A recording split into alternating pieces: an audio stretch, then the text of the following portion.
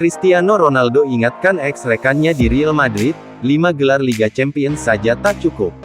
Para pemain Real Madrid pasti sedang dilanda rasa bahagia lantaran sukses memenangi Liga Champions 2021/2022. Kebahagiaan tersebut terasa berlipat ganda bagi beberapa pemain El Real. Setidaknya ada 9 penggawa Real Madrid yang merasakan perasaan paling bahagia dengan gelar Liga Champions ini. Pasalnya ke-9 pemain tersebut berhasil menorehkan prestasi yang jarang terulang. Mereka berhasil meraih 5 gelar Liga Champions dalam kariernya.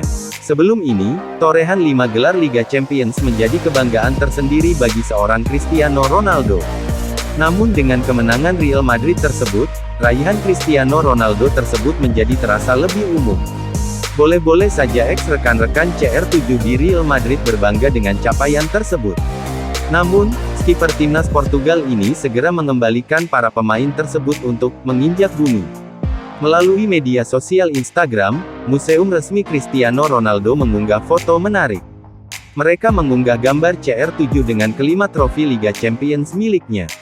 Namun tentu saja, ada yang berbeda dari gambar tersebut.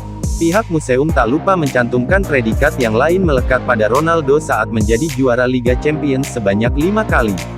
Rupanya, Ronaldo juga berstatus sebagai top skor kompetisi saat menjuarai Liga Champions tersebut.